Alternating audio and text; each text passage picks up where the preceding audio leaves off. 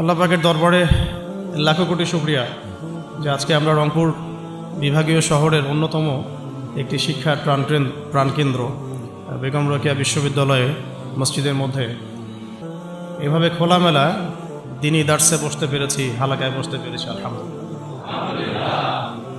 আমি মূল প্রাণকেন্দ্র অনেকগুলোকেই বলতে পারি, ঢাকা বিশ্ববিদ্যালয়, প্রাইভেট বিশ্ববিদ্যালয়, রিক্সা চালকরা, শ্রমিকেরা, ওলামায়ে কেরাম, সাধারণ মানুষ, আমজনতা সবাই প্রতিবাদ করেছে। কিন্তু সত্যি কথা কি জানেন, কয়েকটা ঘটনা এই পুরো অভ্যুত্থানের প্রেক্ষাপটটাই পরিবর্তন করে দিয়েছে। তার মধ্যে অন্যতম একটা ঘটনা হচ্ছে আমাদের প্রিয় ভাই আবু সাঈদ রাহিমাহুল্লাহ তার এই আত্মত্যাগ। এর আগ পর্যন্ত এই ঘটনাটা সমস্ত মহলের হৃদয় কাড়ে নাই। আবু সাঈদের সেই বুক পেতে দেওয়ার যে ঘটনা, এই ঘটনাটা কিন্তু আল্লাহ পাকের কাছে এতই কবুল হয়েছে যে প্রত্যেকটা হৃদয়ের মধ্যে সেই ঘটনার একটা রেখাপাত অবশ্যই করেছে। এরপরেই কিন্তু এই বিদ্রোহের আগুনটা সব জায়গায় ছড়িয়ে পড়েছে। এর আগ পর্যন্ত আন্দোলনটা ছিল শুধুমাত্র একটা কোঠা আন্দোলন। তো যখন কোঠা আন্দোলন এভাবে নির্যাতনের, নিপীড়নের শিকার হলো এবং আবু সাঈদের মতো কিছু ভাই যখন শহীদ হলেন, জুলুমের শিকার হলেন, জীবন দিলেন, তখন কিন্তু আস্তে আস্তে আন্দোলনটা আর কোঠা আন্দোলনে সীমাবদ্ধ থাকে না, এটা গণমানুষের আন্দোলনে রূপ নিয়েছিল। এবং আমরা দেখলাম যা হলো, এটা শুধু একদিনের চেপে রাখা ক্ষোভ থেকে এই ফলাফল আসে নাই। এর আগেও বিগত 15-20 বছর ধরে প্রত্যেকটা সেকশনে মানুষ নির্যাতিত হয়েছে। আমরা গুম হয়েছি, ওলামায়ে কেরাম প্রচণ্ড নির্যাতনের শিকার হয়েছেন, শাপলা চত্বরে ঘটনা ঘটেছে, আয়নাঘর ভর্তি হয়ে গেছে ওলামায়ে কেরাম দিয়ে। যতগুলো মানুষ বাইরে আছে হয়তোবা তার চেয়ে বেশি মানুষ জেলখানায় আর আয়নাঘরে থাকে। প্রেক্ষাপটটা এমন ছিল। আর অনেকে আমাকে রিকোয়েস্ট করেন যে ভাই সব ঘটনাগুলো শুনতে চাই। তো আসলে আমি ইন্ডিভিজুয়ালি বলি যে আমি আমাদের অন্যান্য ভাইদের যে কুরবানি দেখেছি, আমাদের অন্যান্য যে মাজলুম ভাইদের কুরবানি আমি দেখেছি, বিভিন্ন রাজনৈতিক মহলের, ধর্মীয় মহলের, ওলামায়ে কেরাম, আমাদের টিচার, আমাদের ওস্তাদ, হেফাজতে ইসলাম, শাপলা চত্বর, আমাদের কওমি অঙ্গনের ভাইরা, তাদের যে কুরবানি, ত্যাগ, যা আমরা নিজেরা জানি, নিজের চোখে দেখেছি, এর তুলনায় মানে আমার বিষয়টা বলতে আমার লজ্জা লাগে। আমি লজ্জা পাই যে তাদের সামনে আমাদের কোরবানি আসলে কিছুই, আবু সাঈদের সামনে আমাদের কোরবানি আসলে কিছুই। তো এই জন্যে আমরা এই বিষয়গুলো নিয়ে বেশি নাড়াচাড়া করছি না। তবে এখন আলহামদুলিল্লাহ আল্লাহ পাকের পক্ষ থেকে সব স্পষ্ট হয়ে গেছে যে আসলেই বাস্তবতা কী ছিল। এই দীর্ঘদিনের চেপে থাকা এই যে ক্ষোভ, এই যে নির্মম অত্যাচার, জুলুম, নিপীড়ন, মানুষের চাপা একটা মাজলুমের কান্না, এগুলো কিন্তু এক পর্যায়ে বিস্ফোরণকে রূপ নিয়েছে। ওই রূপটাই হচ্ছে এখনকার অভ্যুত্থান পরবর্তী বাংলাদেশ, যেখানে আমরা ইউনিভার্সিটির ক্যাম্পাসের মসজিদে বসে এই কথাগুলো খোলামেলা বলতে পারছি। আল্লাহ পাকে শুকরিয়া আদায় করতে হবে না? তবে একটা সতর্কবাণী হচ্ছে, যদি আল্লাহ পাকের পক্ষ থেকে আসা এই সাহায্যের পরে আমরা যদি আবার উদ্ধত সেই বনু ইসরাইলের মতো আচরণ শুরু করি, তাহলে কিন্তু আরও বড় জালেমকে আল্লাহ চাপায় দিতে পারে। এটা আমাদের মাথায় রাখা উচিত। আমাদের একটা আশঙ্কা যে আল্লাহ না করুক, আমরা কেন জানি ওই দিকেই যাচ্ছি দিন দিন। আমরা দোয়া করব যেন আবু সাঈদ ভাইদের রক্তের সাথে গাদ্দারি না করা হয়, মুগ্ধদের রক্তের সাথে যেন কোনো মির্জাফরি করা না হয়। এটাই আমাদের রিকোয়েস্ট থাকবে আর কি, আবেদন, দাবি থাকবে। তবে এই গাদ্দারি যদি কেউ করতেও চায়, ইনশাআল্লাহ আমরা সেটা আর হতে দিব না ইনশাআল্লাহ। বাংলাদেশের মাটিতে আমরা কোনো ফ্যাসিস্ট আর উঠতে দিব না ইনশাআল্লাহ। কোনো ঘুমের রাজনীতি করতে দিব না ইনশাআল্লাহ। মানে মাঝে মাঝে তো আমার মনে হয় যে এইভাবে বলি যে কেউ যদি এবার গুম করতে আসে, আমরা পাল্টা প্রতিবাদ করে দেখাই দিব কিভাবে গুমকে প্রতিহত করতে হয়। একটা মানুষ যদি অপরাধ করে থাকে, তাকে আপনি লিগ্যাল আইনে বিচার করতে পারেন। সেখান থেকে রাতের অন্ধকারে জাগে তাকে উঠিয়ে নিয়ে চোখ বেঁধে আপনি একটা লাশ কাটার ঘরে ফেলে রাখবেন দিনের পর দিন, খাবার পানির ঠিক ঠিকানা নাই, রিমান্ডের পর রিমান্ড, চোখ বেঁধে, কেউ কাউকে দেখছে না, দিন না রাত কেউ বুঝতে পারে না। এগুলো কি ধরনের মানবতা? কিসের সভ্য যুগ? তাহলে আমরা সভ্যটা হলাম কোথায়? এগুলো তো আপনারা তো ইসলামকে গালি দেন, তথাকথিত সুশীলরা, যে ওটা মধ্যযুগীয় বর্বরতা ইত্যাদি ইত্যাদি, নাউযুবিল্লাহ। হ্যাঁ, এই কথাগুলো শুনেন না, মধ্যযুগীয় বর্বরতা। যখন আমরা বলি যে কোরআনের মধ্যে হাত কাটার বিধান আছে, চোরের হাত কাটার বিধান আছে কোরআনের মধ্যে। ব্যভিচার করলে 100টা বেত্রাঘাতের বিধান আছে। বিবাহিত ব্যক্তি যদি ব্যভিচার করে রজমের বিধান আছে। হত্যার বদলে হত্যা আছে, কিসাস, মানে চোখের বদলে চোখ, কানের বদলে কান, হাতের বদলে হাত, দাঁতের বদলে দাঁত, জানের বদলে জান। তারপরে ডাকাতি করলে ডান দিকের হাত বাম দিকের পা কেটে ফেলার বিধান আছে। কেউ যদি নবী সাল্লাল্লাহু আলাইহি ওয়াসাল্লামকে গালি দেয়, শাতেমে রসুল, তাকে মৃত্যুদণ্ড দিতে হবে, বিধান আছে। কেউ যদি ধর্ষণ করে তাকে মৃত্যুদণ্ড দিতে হবে, এই বিধানগুলো আছে। এগুলোর কথা যদি আমরা এখনকার মিডিয়ার টকশোগুলোতে বলি তাহলে বলবে না এটা মধ্যযুগীয় বর্বরতা? এতদিন শোনেন না এই কথাগুলো আপনারা? তাহলে এই গুম খুনের রাজনীতি আর কোন যুগের বর্বরতা? এটা কোন যুগের বর্বরতা? আধুনিক যুগের বর্বরতা, তাই না? আধুনিক যুগের প্রাচীন বর্বরতা। এগুলো আবু জেহেলদেরকেও ছাড়িয়ে গেছে আর কি। তো আমরা এক জালেমের জায়গায়, আমার কথা একদম স্পষ্ট, এক জালেমের জায়গায় আমরা আরেক জালেমকে সহ্য করব না। এই অমানবিক গুম খুনের রাজনীতি বন্ধ করতে হবে। ছাত্রদের পড়াশোনার উপযুক্ত পরিবেশ নিশ্চিত করতে হবে। পড়াশোনার মধ্যে ইসলামী কারিকুলাম ঢোকাতে হবে। সমস্ত রকম এই যে ট্রান্সজেন্ডার, নোংরামি, ভণ্ডামি, নষ্টামি, এগুলো বন্ধ করতে হবে। এখনকার বাংলাদেশে আমরা ওই ধরনের বিষয়গুলো আর টলারেট করবো না ইনশাআল্লাহ। অনেক হয়েছে, আমি আপনাদেরকে বললে আপনারা চোখের পানি ধরে রাখতে পারবেন না। আমাদের অনেক বোন পর্যন্ত এরকম গুমের এবং হেনস্থার শিকার হয়েছেন, দিনের পর দিন, বছরের পর বছর। বোন ছেলে মানুষ তো সহ্য করতে পারে, মেয়ে মানুষকে নিয়ে কি করে চিন্তা করেন তাহলে। কোনো শায়েখ, কোনো ওস্তাদ 5 বছর থেকেছেন, কেউ 12 বছর থেকেছেন, 12 বছর, কেউ 5 বছর থেকেছেন, কেউ 7 বছর থেকেছেন। কেউ বের হন, উনি বলতেন, আমাদের এক ওস্তাদ বলতেন যে আমার এক পা তো জেলখানা আর এক পা তো বাইরে, মানে যায় আর আসে। তো তাদের তো পরিবার আছে, তাদের স্ত্রী আছে, সন্তান আছে, ছোট ছোট ছেলে মেয়ে আছে। তারা কি মানুষ ছিল না? দেখেন এই অভ্যুত্থানটাকে আমরা এখন একটা বিষয় খেয়াল করছি যে সবাই প্রশংসা নেওয়ার জন্য উঠে পড়ে লেগেছে, সবাই ক্রেডিট নেওয়ার চেষ্টা করছে। আমার ক্রেডিট, আমি মাস্টার মাইন্ড। জি না, এখানে মাস্টার মাইন্ড আল্লাহ রাব্বুল আলামিন। এখানে একক কোনো ব্যক্তির কৃতিত্ব নাই। এটাকে পশ্চিমা বিশ্বের সামনে এইভাবে আপনি প্রেজেন্ট করতে পারেন না যে এখানে এই কয়েকজন মানুষের ভূমিকায় আজকে এই ফলাফল এসেছে, না। এখানে প্রত্যেকটা ভাইয়ের কন্ট্রিবিউশন আছে। এমনকি যে ফেসবুকে পোস্ট দিয়েছে তারও একটা কন্ট্রিবিউশন এখানে আছে। ওই সময় পোস্ট দিলেও ধরা পড়তে হতো, যে পোস্ট দিত তাকে উঠাই নিয়ে চলে যেত। ইন্টারনেট নাই, কি হচ্ছে আমরা বুঝতে পারছি না, কাকে উঠাচ্ছে, কাকে নিয়ে যাচ্ছে, ইত্যাদি ইত্যাদি। তো আফসোসের ব্যাপারটা হচ্ছে আমি অবজার্ভ করছি যে আমাদের স্বাধীনতা আবার হাইজ্যাক হয়ে না যায় আর কি। এই স্বাধীনতা যেন আবার হাইজ্যাক হয়ে না যায়। আপনারা খুব সচেতন থাকবেন। আল্লাহ পাক আপনাদেরকে বুদ্ধিদীপ্ত একটা প্রজন্ম দিয়েছেন, আলহামদুলিল্লাহ। কিন্তু আমরা আশা করছি যে ইনশাআল্লাহ আপনাদের দ্বারাই হবে, ইনশাআল্লাহ আমাদের দ্বারাই হবে ইনশাআল্লাহ। এখন বরেণ্য ওলামায়ে কেরামদের সাথে আমাদের সমন্বয় আছে, প্রত্যেকটা বিশ্ববিদ্যালয়ে আলোচনা হচ্ছে, কথা হচ্ছে। শুধু প্রয়োজন একটা নির্দিষ্ট লক্ষ্যে গোছানো কাজ এবং সমস্ত ত্যাগের লক্ষ্য, উদ্দেশ্য, নিয়াতটাকে বিশুদ্ধ করা। কোনো দুনিয়াবি স্বার্থে আমরা এই কাজগুলো করব না, শুধুমাত্র এক আল্লাহর সন্তুষ্টির জন্য করবো। কোনো দুনিয়াবি মানে স্বার্থ হাসিলের উদ্দেশ্যে আমরা এই সংগ্রামে লিপ্ত হব না, বরং আমরা আল্লাহ পাকের জমিনে আল্লাহর দ্বীন প্রতিষ্ঠার সংগ্রামে লিপ্ত হব ইনশাআল্লাহ। এখানে যে ভাইরা যে ব্যানারে কাজ করতেছেন করুক, যে কোনো ব্যানারে কাজ করতেছেন করুক, উদ্দেশ্য থাকবে একটাই, যে আমরা সবাই চাই আল্লাহ পাকের জমিনে আল্লাহর দ্বীন প্রতিষ্ঠা হোক। এটা প্রতিষ্ঠা না হলে যত পশ্চিমা তন্ত্রমন্ত্র আছে, আপনারা আমার চেয়ে অনেক ভালো জানেন, এই কমিউনিজমের কথাই বলেন, সোকল্ড এই ডেমোক্রেসির কথাই বলেন, সেকুলারিজমের কথাই বলেন, যত মতবাদ, এগুলো চূড়ান্ত সফলতা এবং চূড়ান্ত জাস্টিস আপনাকে কখনো দিবে না। এগুলো দিন শেষে দেখবেন যে ওই জালেমের পক্ষেই রায় প্রদান করার জন্যে এটা একটা ম্যানমেড তন্ত্রমন্ত্র।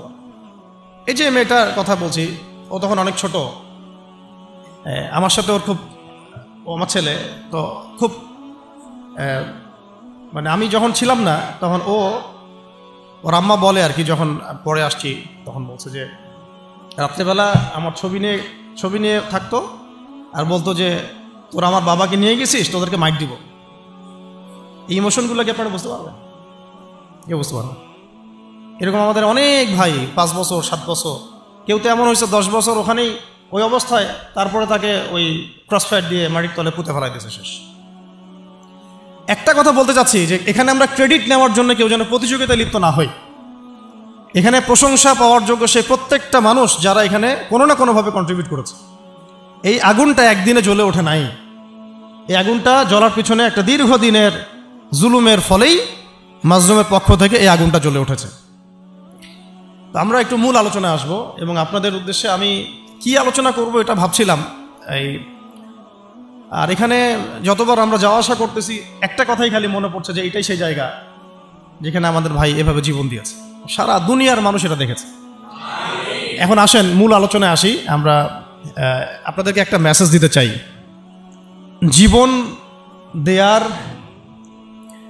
ইতিহাস, একটা কথা খুব চর্চিত হচ্ছে যে আমাদের ভাই আবু সাঈদ রাহিমাহুল্লাহ তিনি একটা মহাকাব্য রচনা করেছেন। এই কথাটা কিন্তু বিশ্ব প্রেক্ষাপটে বলা হয়েছে না? কিন্তু এইরকম মহাকাব্য পবিত্র কোরআনে এবং হাদিসে এবং নবী সাল্লাল্লাহু আলাইহি ওয়াসাল্লামের সিরাতে এরকম অগণিত মহাকাব্যের ঘটনা আছে। কিন্তু আমাদের কথা বলার উদ্দেশ্য হচ্ছে এই জীবন বিসর্জন যেন বিফলে না চলে যায়, তার জন্য বিফলে না, বরং এই জাতির জন্য যেন বিফলে না চলে যায়। কেউ যেন আমাদের ভাইদের রক্তের উপর সিঁড়ি বানিয়ে তার স্বার্থ উদ্ধারের মঞ্চ তৈরি করতে না পারে। এটাই আমাদের মূল আলোচনা। আপনাদেরকে শুরুটা বলছি এখান থেকে। দেখুন, আজকে থেকে হয়তো হাজার হাজার বছর আগে, আমি খালি পয়েন্টগুলো একটু টাচ করে যাব, বাকিটা আপনারা পড়বেন, বাসায় গিয়ে স্টাডি পড়বেন ইনশাআল্লাহ আরও অনেক জ্ঞান আপনারা হাসিল করতে পারবেন ইনশাআল্লাহ। আমি শুধু জাস্ট পয়েন্টগুলোকে আপনাদেরকে ধরাই দিব, বাকি পড়াশোনা আপনাদেরকে করতে হবে। হাজার হাজার বছর আগে এরকম জীবন দিয়ে মহাকাব্য রচনার একটা ইতিহাস হয়েছিল। প্রথম এই ইতিহাস রচনা করেছিলেন আদম আলাইহিস সালামের পুত্র হাবিল। আদম আলাইহিস সালামের পুত্র হাবিল, সূরা মাঈদার মধ্যে পাবেন, পড়ে নিন। কিসের কারণে হাবিলের কুরবানি কবুল হচ্ছে, কাবিলের কুরবানি কবুল হচ্ছে না? কাবিল হাবিলের প্রতি প্রচণ্ড হিংসাত্মক, যদিও সে নবীর সন্তান। শয়তান এখানেই কাজ করে ভাইয়ে ভাইয়ের মধ্যে। এখনও যেটা হয়ে গেল বাংলাদেশে, আমরা কিন্তু সবাই কালিমা পড়া মুসলমান, তারপরেও কিন্তু একে অপরের বিরুদ্ধেই দাঁড়াতে হলো। হিংসা, জুলুম, বিদ্বেষ, অনেক কারণ থাকে মাঝখানে কনফ্লিক্টের, এটা ক্রাইসিস অফ কনফ্লিক্ট। এখন কাবিল যখন হাবিলকে হত্যা করতে চাচ্ছে, তখন হাবিল বলছে যে তুমি যদি আমাকে হত্যা করার জন্য হাত বাড়াও, আমি তোমাকে হত্যা করার জন্য আমার হাত বাড়াবো না। ঘটনাটা কি আবু সাঈদের সাথে মিলে? তুমি যদি আমাকে হত্যা করার জন্য হাত বাড়াও, আমি তোমাকে হত্যা করার জন্য হাত বাড়াবো না। তুমি শুট করলে আমিও শুট করছি না। কাবিল হাবিলকে হত্যা করে ফেলল, হাবিল কোনো প্রতিবাদ করল না। নবী করিম সাল্লাল্লাহু আলাইহি ওয়াসাল্লাম বলেছেন, পৃথিবীতে যত খুন হবে কিয়ামত পর্যন্ত, মনোযোগ রাখেন, পৃথিবীতে কিয়ামত পর্যন্ত যত খুনের ঘটনা ঘটবে, সমস্ত খুনের পাপের একটা অংশ কাবিলের আমলনামায় যুক্ত করা হবে। এখানে কে সফল? মহাকাব্য কে রচনা করেছে, হাবিল না কাবিল? আল্লাহ পাক আমাদেরকে শিক্ষা নেওয়ার তৌফিক দান করুন। নূহ আলাইহিস সালামের যুগে নূহ আলাইহিস সালামের একজন সন্তান, সে ঈমান নিয়ে আসে নাই। বাবা তাকে ডাকছেন, আল্লাহর গজব চলে আসবে, তুমি তাড়াতাড়ি নৌকায় উঠো। সে বলছে যে আমি নৌকায় উঠবো না, আমি ওই পাহাড়ের উপর উঠে যাব। ইয়াসিমুনি মিনাল মা, পাহাড় আমাকে পানি থেকে বাঁচাবে। নূহ আলাইহিস সালাম পিতা হয়ে ব্যাকুল আর্তনাদ, বাবা আজকে এই আযাব কাউকে বাঁচাতে পারবে না, তাড়াতাড়ি নৌকায় উঠো। তো সে নৌকায় উঠল না, জীবন সেও দিল। এবং নূহ আলাইহিস সালাম কান্নাকাটি করছেন আল্লাহর কাছে, আল্লাহ ইন্নাহু মিন আহলি, সে আমার পরিবারের একজন, তাকে মাফ করে দাও। আল্লাহ রাব্বুল আলামিন বলছেন লাইসা মিন আহলিক, সে তোমার পরিবারের কেউ না। এখানেও নূহ আলাইহিস সালামের পুত্র নবীর সন্তান জীবন দিলেন, কিন্তু মহাকাব্য রচিত হলো না। কথা কি বুঝতে পারছেন? মহাকাব্য রচিত হলো না। এভাবেই লূত আলাইহিস সালাম যাচ্ছেন, কারণ আপনারা জানেন লূত আলাইহিস সালাম এসেছিলেন সাদুম জাতির জন্য নবী হিসেবে। ওই জাতির মূল পাপই ছিল সমকামিতা, যেটাকে এখন আমরা এই সো কল্ড ট্রান্সজেন্ডার, তারপরে এলজিবিটি এইসব ইস্যুর মধ্যে নিয়ে আসছি, আর এটা পশ্চিমাদের একটা বড় এজেন্ডা বাংলাদেশে এটাকে বাস্তবায়ন করা। এই জন্যে তারা পশ্চিমার কিছু সেবা দাসকে তাদের মাথার উপরে নিয়েছে এটাকে বাস্তবায়ন করার জন্য, এবং যত সুদী এনজিও আছে এদের একটা বড় অংশ এর সাথে সম্পৃক্ত।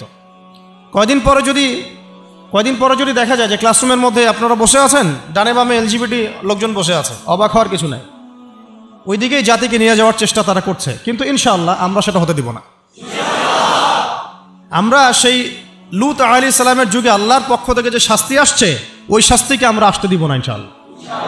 তোমরা ওই শাস্তি আনার ব্যবস্থা করবা, এই জাতিকে সমূলে ডোবানোর ব্যবস্থা করবা, এটা আমরা হতে দিব না ইনশাআল্লাহ। লূত আলাইহিস সালাম দাওয়াতের কাজ করেই যাচ্ছেন, তাদের কওম সেটা শুনছে না। মূল পাপ ছিল তাদের সমকামিতা, হোমোসেক্সুয়ালিটি। আল্লাহ পাক এমনভাবে তাদেরকে ধ্বংস করেছেন যেভাবে অন্য কোনো কওমকে করেন নাই। আসমান থেকে ফেরেশতা পাঠিয়ে জর্ডানে দেখবেন ডেড সি, মৃত সাগর, ওই জায়গাটা আছে এখনও, ওখানে সাদুম গোত্র বাস করত।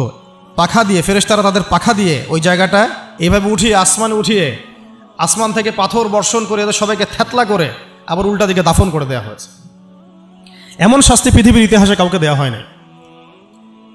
তো আমরা কি বাংলার জমিন এই শাস্তি ডেকে নিয়ে আসতে চাচ্ছি? সবাইকে এই ব্যাপারে সোচ্চার হতে হবে। আল্লাহ পাক আমাদেরকে বোঝার তৌফিক দান করে। লূত আলাইহিস সালামের স্ত্রী তার পক্ষে ছিল না। শাস্তি যখন নেমে আসলো, লূত আলাইহিস সালামের স্ত্রী নিজে তিনি সমকামী ছিলেন না, কিন্তু সমকামীদেরকে সাপোর্ট করেছে। বাংলাদেশে এমন অনেক মানুষকে দেখা যাচ্ছে এখন, নিজেরা হয়তো এলজিবিটি না, কিন্তু এটাকে সাপোর্ট করছেন। তো লূত আলাইহিস সালামের স্ত্রী সেই গজব থেকে বাঁচতে পারলেন না, আল্লাহ পাক তাকেও ধ্বংস করলেন। সেও জীবন দিল, এটা কোনো মহাকাব্য হলো না, নবী পরিবারের স্ত্রী হওয়া সত্ত্বেও। ঠিক আছে, কিন্তু আমরা যদি একটু ইব্রাহিম আলাইহিস সালামের দিকে তাকাই, তাকে ডেকে নিয়ে আসা হচ্ছে রাজদরবারে, বলো তোমার খোদাকে, তোমার আল্লাহকে। ইব্রাহিম আলাইহিস সালাম বলছেন, আমার আল্লাহ তিনি যিনি জীবন দেন, মৃত্যু দেন। তখন সেই বাদশাহ, জালেম বাদশাহ, আমি তুলনা করতে চাচ্ছি না কারোর সাথে, সেই জালেম বাদশাহ বলল যে আনা উহয়ি ওয়া উমীত, আমিও তো জীবন দিই আর মৃত্যু দেই। কিভাবে? সে একজন খুনের আসামি, তাকে ডেকে নিয়ে ছেড়ে দিল, এই যে জীবন দিলাম। আরেক নিরপরাধ মানুষকে ডেকে এনে হত্যা করলো, এই যে মৃত্যু দিলাম। আমাদের প্রশাসনের মতো অনেকটা আর কি। হ্যাঁ, আচ্ছা, আমরা পরিবর্তন চাই। এরকম যদি সিলসিলা চলতে থাকে তাদেরকেও ছাড় দিব না ইনশাআল্লাহ। এবার তারা খুব ভালো করে জানে, ছাড় না দিলে ওইটা না দেওয়ার মতো ক্ষমতাও বাংলার জনগণের আছে। যদিও তাদের হাতে অত্যাধুনিক মারণাস্ত্র থাকে আর আম জনগণের হাতে একটা লাঠি থাকে, তারপরেও আম জনগণ বিজয়ী হতে পারে। তো দেখেন, ইব্রাহিম আলাইহিস সালাম বুঝলেন যে এ মোটা বুদ্ধির মানুষ। তখন ইব্রাহিম আলাইহিস সালাম বললেন যে আমার রব পূর্ব দিক থেকে সূর্য ওঠান আর পশ্চিম দিকে ডুবান। তো তুমি যদি রব হয়ে থাকো তাহলে পশ্চিম দিক থেকে সূর্য উঠায় পূর্ব দিকে ডুবাও। ফাবুহিতাল্লাযী কাফার। আমি সবগুলো আয়াত কিন্তু বলতে থাকলে অনেক সময় যাবে, আমি জাস্ট পয়েন্টগুলো বলতেছি। এটা সূরা বাকারায় আছে। কোথায় আছে? সূরা বাকারায়। এর আগে যেটা বললাম এই কওমে সাদুম, এটা অনেক জায়গাতে আছে। সূরা হুদ পড়ে দেখেন, আরও সূরা আরফ পড়ে দেখেন। আর যেটা বললাম একটা কি বলেছি, নূহ আলাইহিস সালামের কথা, সূরা হুদে আছে। আর মাইদায় আছে আদম আলাইহিস সালামের 2 সন্তানের কথা বললাম। তো ইব্রাহিম আলাইহিস সালামের এই ঘটনাটা আছে সূরা বাকারায়। তখন ফাবুহিতাল্লাযী কাফার, কাফের হতভম্ব হয়ে গেল। তখনই কিন্তু তখন ইব্রাহিম আলাইহিস সালামকে আগুনের মধ্যে পুড়িয়ে মারার আদেশ দেওয়া হয়েছে। তো ইব্রাহিম আলাইহিস সালাম তখন কিন্তু জান দিতে প্রস্তুত, আগুনে পুড়ে যাবেন তিনি, কোনো সমস্যা নাই। তাকে ফেলে দেওয়া হলো। জিবরাইল আলাইহিস সালাম তখন এসেছেন, বলেছেন যে আপনার কোন হাজত আছে কি আমার কাছে, প্রয়োজন আছে? তিনি বলেছেন না, হাসবি আল্লাহ ওয়া নি'মাল ওয়াকিল, হাসবি আল্লাহ ওয়া নি'মাল ওয়াকিল। আমরাও এই জিকিরটা চলতে ফিরতে সবসময় করতে পারি। এক বচনে হচ্ছে হাসবি আল্লাহ ওয়া নি'মাল ওয়াকিল, বহু বচনে হাসবুন আল্লাহ ওয়া নি'মাল ওয়াকিল। আর একটা অংশ অ্যাড করা যায় নি'মাল মাওলা ওয়া নি'মান নাসির। তখন আল্লাহ রাব্বুল আলামিন তখন এই আগুনকে বললেন, ইয়া নার কুনি বারদান ওয়া সালামান আলা ইব্রাহিম, হে আগুন ঠান্ডা হয়ে যাও, শান্তিদায়ক ঠান্ডা হয়ে যাও ইব্রাহিমের জন্য। সুবহানাল্লাহ। তো এখানে মহাকাব্য রচিত হলো। তার সন্তান ইসমাঈল আলাইহিস সালাম ছোট্ট বালক, হয়তো এই ছেলেটার সমান হবে, 10-12 বছর। ডেকে নিয়ে এসে বলছেন, বাবা ইন্নী আরা ফিল মানামি আন্নী আযবাহুক, আমি স্বপ্নে দেখেছি যে আমি তোমাকে জবাই করছি। ফানজুর মাযা তারা, তোমার রায় কি আমাকে বলো, তোমার কি খেয়াল। সূরা সফফাতের মধ্যে আছে, সূরা ইয়াসিনের পরে সূরা। তখন এই 12 বছরের সন্তান বলছে, 12-14 বছরের সন্তান ইসমাঈল আলাইহিস সালাম বলছেন, যেমন মা তেমন সন্তান, কারণ তার মাকে আগে রেখে আসা হয়েছে জনমানশূন্য জায়গায়। ইব্রাহিম আলাইহিস সালাম চলে যাচ্ছেন, আর তিনি জিজ্ঞাসা করছেন যে আপনি কি আল্লাহর হুকুমে রেখে যাচ্ছেন আমাদেরকে এরকম একটা বিরান জায়গায়, খাবার নাই, পানি নাই, কিছুই নাই। ইব্রাহিম আলাইহিস সালাম বলছেন হ্যাঁ। তখন তার মা বলেছিলেন, ইসমাঈল আলাইহিস সালামের মা বলেছিলেন যে তাহলে আল্লাহ আমাদেরকে ধ্বংস করবেন না ইনশাআল্লাহ। ওই যে জামজাম, এখনো সেই জামজাম চলছে। আপনার কোনো রোগ আছে, সেই জামজামের পানি ওই শেফার নিয়াতে পান করেন, শেফা হয়ে যাবে ইনশাআল্লাহ। জামজাম এখনো চলতেছে। ওই যে সাই, সাফা থেকে মারওয়া, মারওয়া থেকে সাফা, সাফা থেকে মারওয়া, মারওয়া থেকে সাফা, এটা আপনি না করলে আপনার হজ উমরা কিছুই হচ্ছে না। আল্লাহ বা কিয়ামত পর্যন্ত সেই স্মৃতি রেখে দিয়েছেন। সুবহানাল্লাহ। ওই বাইতুল্লাহ এখনো। তো সেই সন্তান বলছে, ইয়া আবাতি, হে আমার বাবা, ইফআল মা তুমার, আপনাকে আল্লাহ পাক যা আদেশ করেছেন তাই করেন। সাতাজিদুনি ইনশাআল্লাহু মিনাস সাবিরিন, ইনশাআল্লাহ আপনি আমাকে ধৈর্যশীল পাবেন। মায়ের সন্তান, মা হাজেরার সন্তান। এখানে ছুরি চালানো হচ্ছে, কিন্তু গর্দান কাটছে না। জান্নাতি এক প্রাণী চলে আসলো, তাকে কুরবানি করা হলো, তাই না? সেই কুরবানির স্মৃতি আমরা এখনো ঈদুল আজহায় সেটাই করছি, হজে সেটাই করছি, কিয়ামত পর্যন্ত সেটা চলতে থাকবে। এখানে জীবন দেওয়ার প্রত্যয়টা মহাকাব্যে পরিণত হয়েছে, হয় নাই? আমি বুঝাতে চাচ্ছি যে আমরা আমাদের জান মাল, ইজ্জত, সময়, শ্রম যে বিলিয়ে দিব, দিন শেষে কোনো মহাকাব্য রচিত হয় নাকি আমরা এটা শুধু একটা স্রেফ দুনিয়াবি একটা ঘটনায় পরিণত হয়, এটার পার্থক্য যেন বুঝতে পারে। কথা কি বুঝতে পারছেন? না হলে কিন্তু অনেক সময় দেখা যাবে আমাদের ভালো প্রচেষ্টাও ইনভেইন হয়ে গেছে। আল্লাহ না করুক, আল্লাহ না করুক। সূরা ইউসুফ পড়েন, ওখানেও দেখবেন ভাইয়েরা ষড়যন্ত্র করে ভাইকে কুয়ায় ফেলে দিল। নির্দোষ নিরপরাধ, যেমন নির্দোষ নিরপরাধ বহু মানুষকে তুলে নিয়ে পড়া আয়না ঘরে ফেলে দিয়েছেন। একেবারে নির্দোষ, একেবারেই নিরপরাধ, না কারো ডানে আছে না কারো বামে আছে। কিছু মানুষ অনলাইনে ভাইব সৃষ্টি করে দিল যে ওরা হচ্ছে জঙ্গি, ওরা হচ্ছে খারেজি, ওরা হচ্ছে উগ্রবাদী, ওরা হচ্ছে কি আদনানি গোষ্ঠী। হ্যাঁ, এইসব শব্দ আসছে না? এই মানুষগুলোর জন্য আমাদেরকে হ্যারাসমেন্টটা পোহাতে হচ্ছে। এখানে আমি বলি না যে সরাসরি তাগুত দায়ী, ওদের তো একটা সিলসিলা আছেই, যারা এই কয়েকটা ওয়ার্ড ইউজ করে ওদেরকে ট্রেস করা। যেমন ইসলাম কায়েম, আল্লাহর জমিন আল্লাহর দিন কায়েম, ইসলামী শরিয়া প্রতিষ্ঠা, খেলাফত প্রতিষ্ঠা, দাওয়াতের সাথে জিহাদ, এই যে কিছু ট্রেসিং ওয়ার্ড আছে আর কি। তারা মনে করে এই ওয়ার্ডসগুলো যারা ইউজ করে তারা মনে হয় এলিয়েন, তারা মনে হয় এলিয়েন, তারা ইসলামের কিছুই বুঝে না, আমরাই সব বুঝি। এরা হচ্ছে একটা নতুন ইসলাম শিখাচ্ছে নাকি, এটা নাকি একটা উগ্রবাদী ইসলাম, নাউযুবিল্লাহ। অথচ এই শব্দগুলো নবী সাল্লাল্লাহু আলাইহি ওয়াসাল্লাম আমল করে দেখান নাই।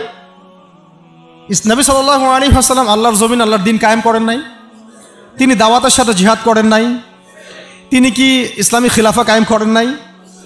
হ্যাঁ, তিনি কি কাফের মুশরিকদের সাথে এই বদর উহুদ খন্দকে ছিলেন না? তিনি কি শাহাদাতের তামান্না মানুষের মধ্যে ঢোকান নাই, জাগ্রত করেন নাই? তো তারা চায় এমন ইসলাম যে ইসলামটা পশ্চিমাদের সিলেবাস ভুক্ত, পশ্চিমাদের মানে অথরিটি থেকে মানে রেজুলেশন পাস করা ইসলাম তারা চাপিয়ে দিতে চায়। কথা বুঝতে পারছেন? পশ্চিমাদের বুঝ অনুযায়ী ওদের রেজুলেশনে পাস হওয়া ইসলাম তারা বাংলার জমিনে পাস করতে চায়। সিরাতের ইসলাম তারা সহ্য করতে পারে না। কোরআনের, সুন্নার এবং সিরাত কেন্দ্রিক যে প্রকৃত ইসলাম এবং পূর্ণাঙ্গ ইসলাম, এটা তারা সহ্য করতে পারে।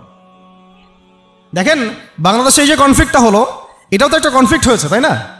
এখানে আমাদের ভাইরা যেমন জীবনও দিয়েছে, তাদের পক্ষের কিছু ভাই কি মারা যায় নাই? তারা কি ছাত্র জনতার হাতে মরে নাই?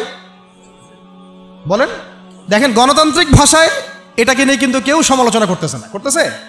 কিন্তু এইটাই যদি আমরা বলতাম যে সিরাতের আলোকে নবী সাল্লাল্লাহু আলাইহি ওয়াসাল্লাম দাওয়াতও দিয়েছেন, ক্ষেত্র বিশেষে জিহাদও করেছেন, তখন আমাদেরকে উঠাই নিয়ে চলে যাবে। সেম জিনিস।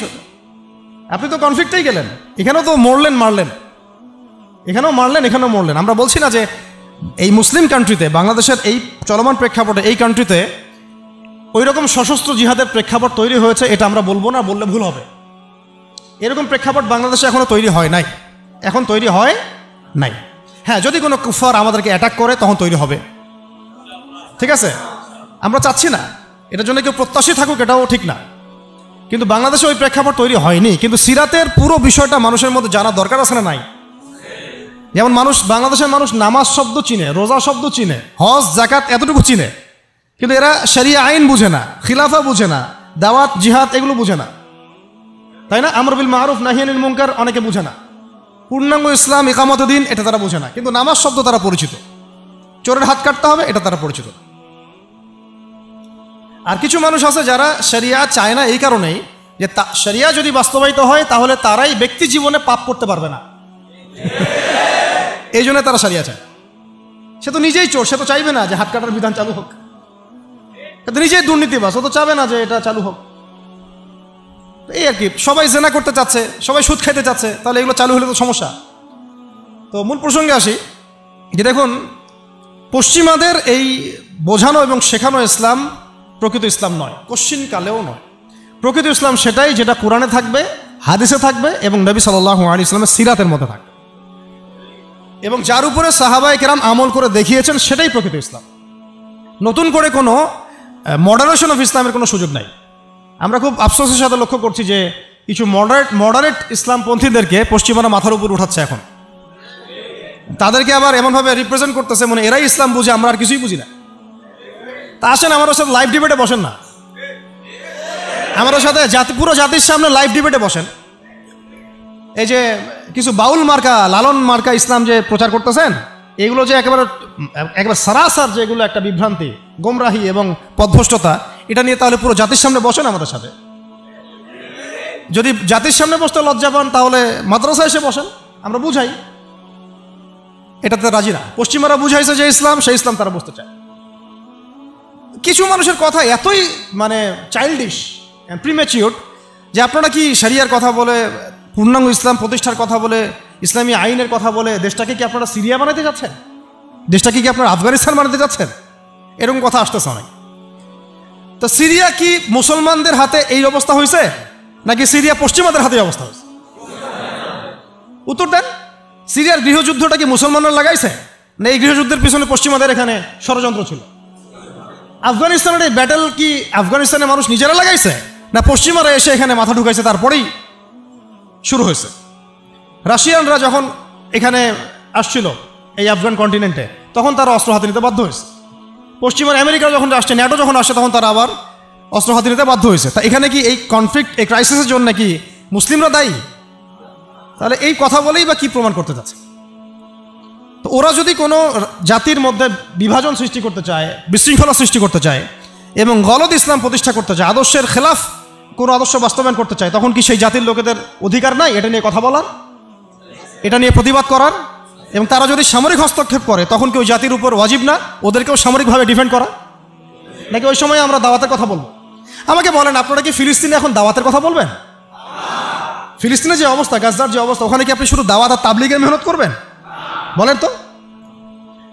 ফিলিস্তিনে আমরা তাবলিগের মেহনত করতে যাবো না তো এখন, এখানে দাওয়াতের সাথে জিহাদ থাকতে হবে। ফিলিস্তিনে এখন এটা ওয়াজিব,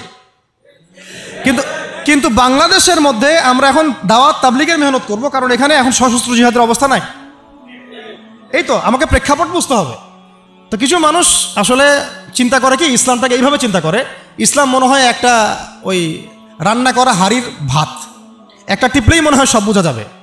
জি না, ইসলাম এমন কিছু না যে আপনি এই ফটো উঠাবেন, একটা করে কি বলে, একটা ভাত উঠাবেন, উঠায় টিপ দিবেন, বাকি সব বুঝে ফেলবেন। ইসলাম এত সহজ দিন না, এত সহজ জীবন ব্যবস্থা না। এটার গভীরতা অনেক বেশি, আপনাকে অনেক গভীরে যাইতে হবে। আল্লাহ পাক আমাদের সবাইকে বোঝার তৌফিক দান করেন।